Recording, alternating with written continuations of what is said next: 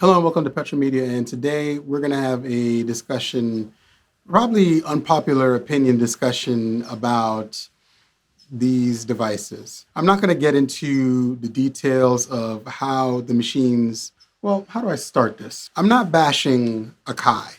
At the end of the day, Akai is a manufacturer. They make a product that we all use and we all love.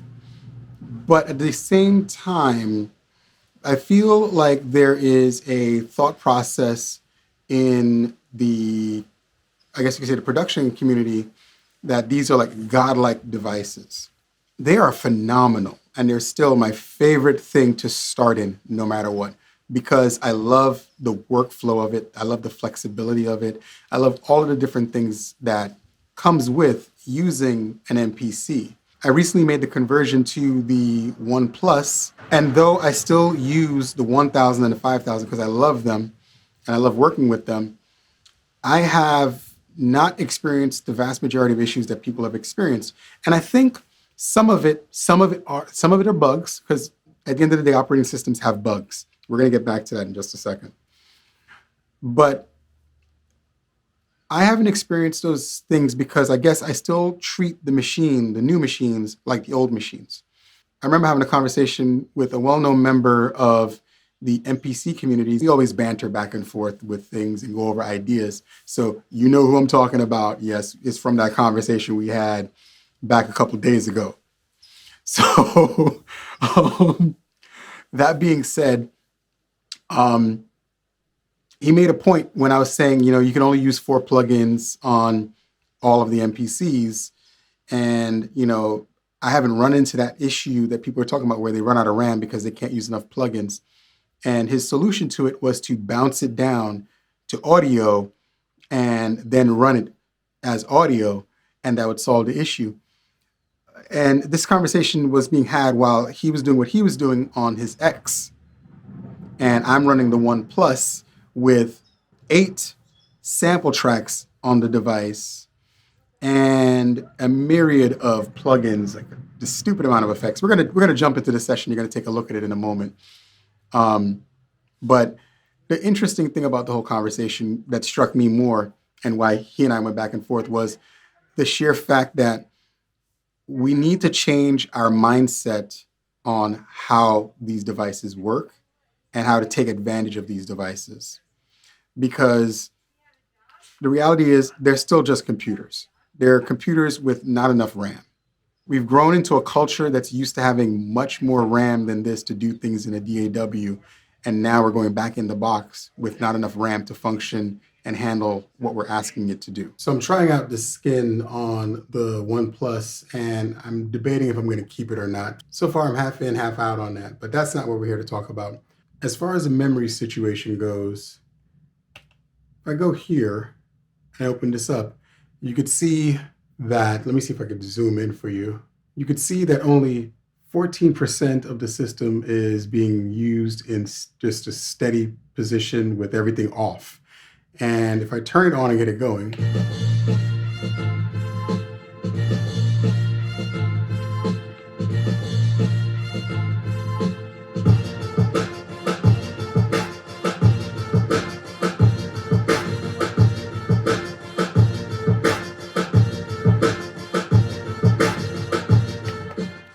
so as you can see, I'm up to 50% for 25% when it's sitting and resting, but 50% for the memory when it's running all the samples and all of the plugins.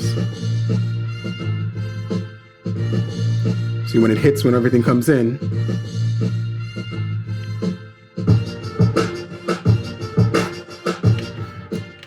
so that's 50% for the CPU, 14% steady for the memory, and the drives. This is just showing the internal, external, etc., all the different spaces. That's totally fine. The large one that's all the way up, that's my sample drive that has all the samples on it. So not using a lot of processing or memory. And if I go to the arrangement, this is what we're staring at. You have, this is 15 tracks of sounds.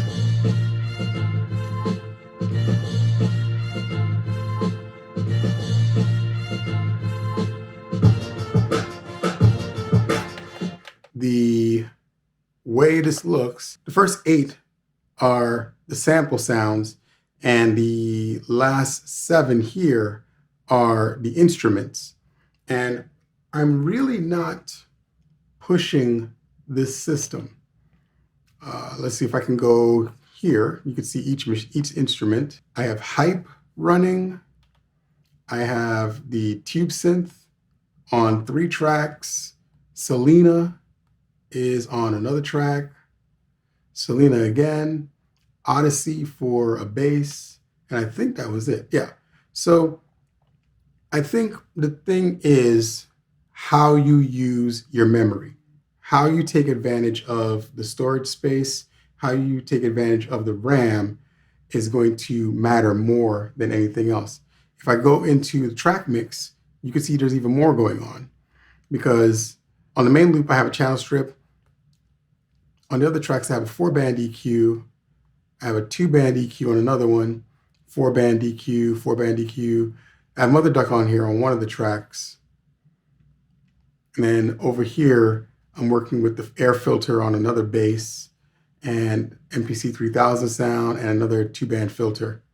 And then if we go all the way over to the sends, there's a reverb, a delay, ensemble, air flavor, not air flavor pro, but air flavor, the auto pan, spring reverb, and then another track, tube drive, pitch shifter, and amp simulator. So like I have a bunch of stuff on here.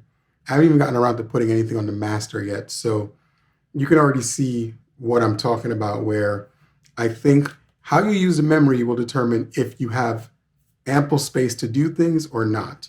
If I was to take this and put, a synth on this track, that track, that track, that track, that track, that track, that track, that track, that, and I can just keep going. Like, let's say I did like that. That's a lot of memory being used. As a matter of fact, let's see if we can take it up a notch. So what I'm going to do is this. We're going to go to the main screen. And what I'm going to do is I'm going to go to I'm going to go here. One of these was really, really big. Which one had a lot of stuff? There we go. So we're going to take this organ that has a bunch of stuff. And we're going to duplicate. So it's going to copy it. I'm going to duplicate it. See, maximum number of plugins reached. I have too many plugins according to this thing. So the top 8 are instrument sounds, and the bottom 8 are samples and drums. And if I go back to the main screen,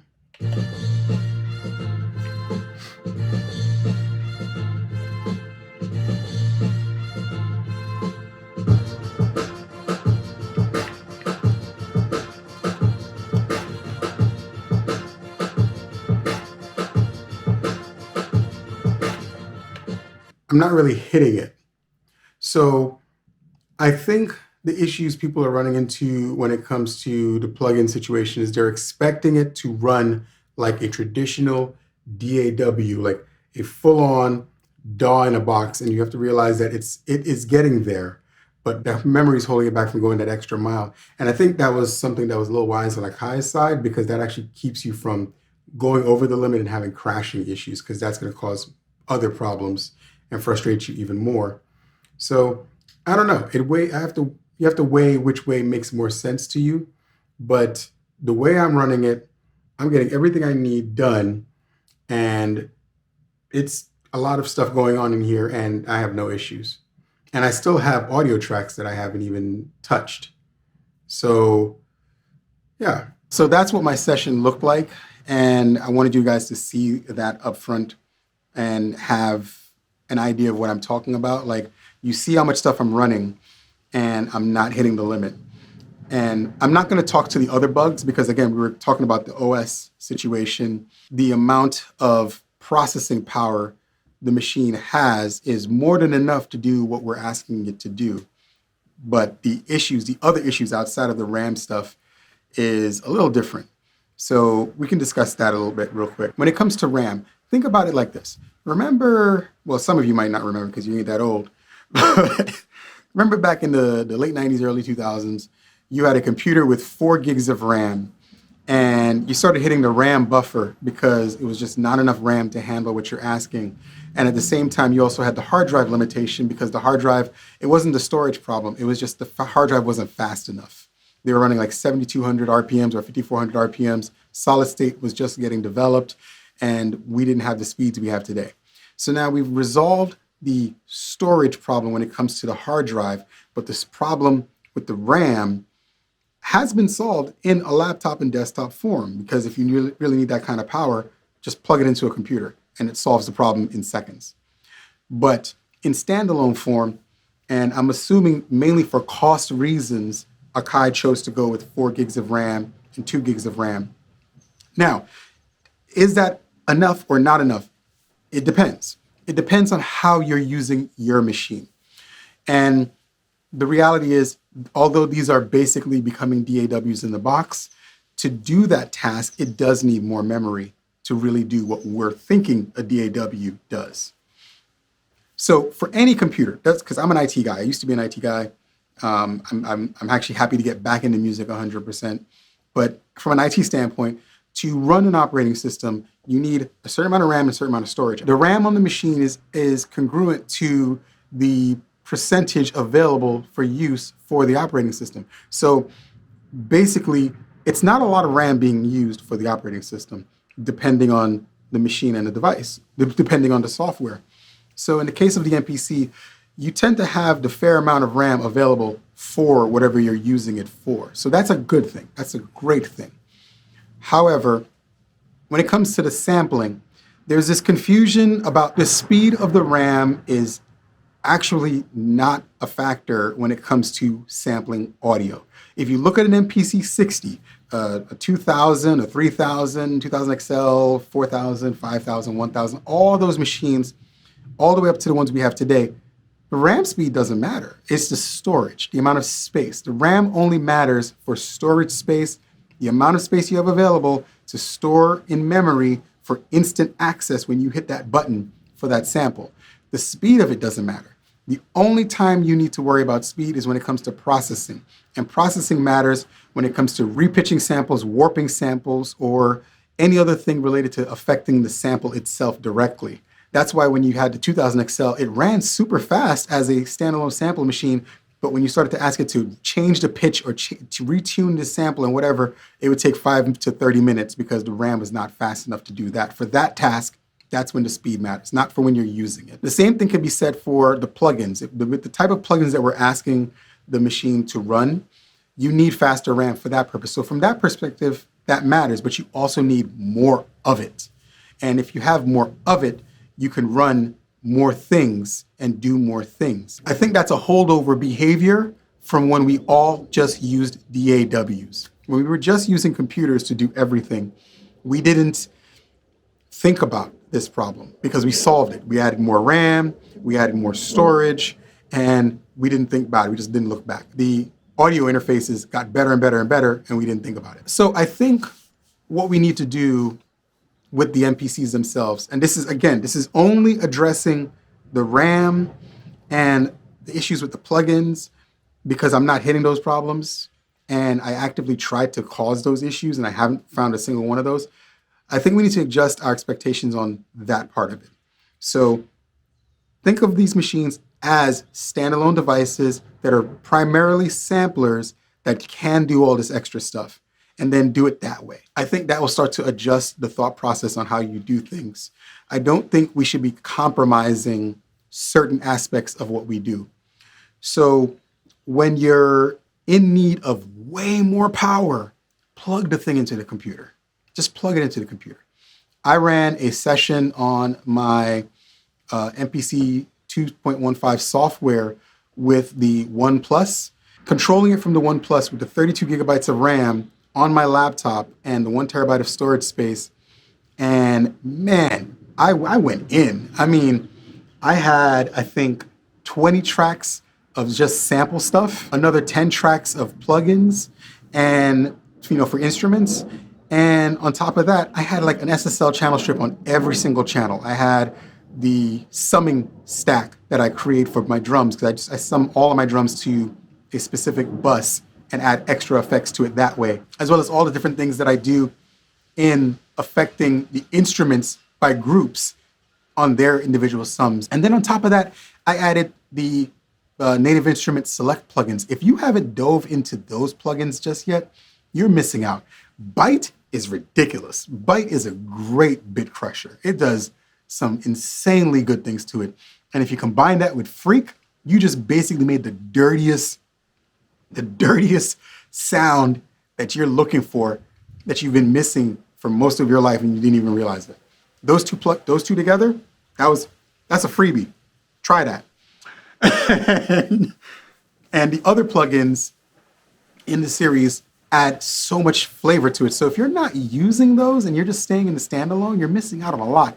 I think if you're gonna go hybrid, using the standalone features of the MPC to get started, to get everything going, or even to complete it. And then when you're finally getting to the point where you're saying, I'm gonna mix this down, and you're just like, why am I running out of power? Let me just plug it into the computer and add some extra power. And let me take advantage of using the other things that I have there. I think that marriage is what we're going for. Since I've committed to using the MPC2 software as my secondary DAW to Logic, I have been so happy with going back and forth between the machine and the desktop. And I think that's the way that I feel it works best. And I think you guys should give that a try instead of sitting here and trying to sit in camps like, oh, I know better because I'm using the desktop. You don't know what you're talking about. Standalone is the greatest. No, neither of these are better without the other. So that's not the point. The point is Akai is figuring out what they're wanting to do when it comes to making these machines not only affordable, but also making them function the way we want them to function. So you're gonna have to consider the fact that maybe you need to marry those two things to get the results you want. And that's no different from using a 2000 XL or a 4000 and then taking it in and using Pro Tools to finish it. The only difference is that you're staying within the ecosystem that you started in with your MPC in the first place. And I think that's a massive benefit that a lot of people are ignoring. So I think the overarching thought process is, I think we need to manage our expectations for a moment. I'm sure that at some point we'll see some new MPCs coming up because a lot of these are coming up on what we consider like an end of life cycle period. Like the X has been in existence since 2016, right? And I think a couple of the other ones might be a little bit older. And we are getting close to 10 years on that. And usually life cycles for technologies like 10 years, give or take. So I'm pretty sure by next year we'll see something new anyway. So with that coming, I'm sure Akai is going to add more RAM because realistically, technology is not getting any easier. It's just getting stronger. So it's going to need more power to do what we're asking it to do. And if they really want it to be a DAW in the box, I think they know that they need to push the limit. And I think in some degrees, they're pushing the limit of what they have right now to see how far it can go before they make the switch. Because that's just a good business model in a sense, because you have the tech, you have the space to make it work. So why not take advantage of it before you have to physically make the switch? That being said, they have to make the physical switch and they kind of have to do it now. So I think that's coming. Now on the bugs, that's a whole different argument. I'm not even going to get into that. I think a couple of my compatriots on YouTube have already touched on that really, really, really well. Some of them I just haven't experienced because I'm not using the machines the way they're using them. But that being said, I think it is something worth talking about. There's a lot of things being asked of the operating system that is not being accomplished because of various things. A lot of you guys are too young to remember interrupt IRQs. Do any of the old guys, you can comment in the description if you remember interrupt IRQs. Interrupt IRQs is something that still exists especially in Windows machines. It probably exists in Macs as well, but it's a behavior where one software is considered, or one process is considered more important than another process. And if this process tries to ask for more while this process is handling things and it has priority, it tells this to stop. And when we used to run studios back in the day, we used to have to go into the software and tell Windows to tell certain things not to interrupt the Pro Tools session, not to interrupt the Cubase session, not to interrupt Logic 5.1 session. You had to do a lot of different things just to make it work because you didn't have the RAM, you didn't have the hard drive behavior, and the operating system wanted to do what the operating system wanted to do. So you had to tell it, no, I need you to do this, not that. And that's how the whole idea of like custom-made music computers came about. They weren't any different from any other computer. They just literally had people who adjusted the software and turned certain things on and off, told different IRQs not to misbehave because I need to do this over here. So think about that for a second and then fast forward to today and realize we're running up against those limits technology-wise. And I think they're going to make a shift with the software when it comes to resolving things. And some of that's going to require more RAM. I think some of the bugs are RAM related, and they seem like RAM related things because if I took my laptop and took most of the RAM out and only left 4 gigs of RAM in it, the computer would lose its mind and be upset with half the stuff that I'm asking it to do because it needs more RAM to do what I'm asking it to do. So I'm not making excuses for Akai. I'm just saying manage expectations and know that as a company, their business is to try to be profitable. And it doesn't make us happy because we all would like it to work another way. But the reality is they're a company and they have to make their profits. That's what they're going to do. If you were running a company, you do the same thing. So fingers crossed, the newer MPCs come with a lot more memory because I think software-wise, we're there or we're close. But just like everybody else has been saying, Akai, we do need more RAM. Like, share, and subscribe. Join me next time. And I look forward to all the comments below because I think it's a good conversation to have. I mean, I would love to hear what other people are experiencing and how they feel about it and what they think we can do to solve it because all of those are very important questions that need to be addressed. Catch you guys next time.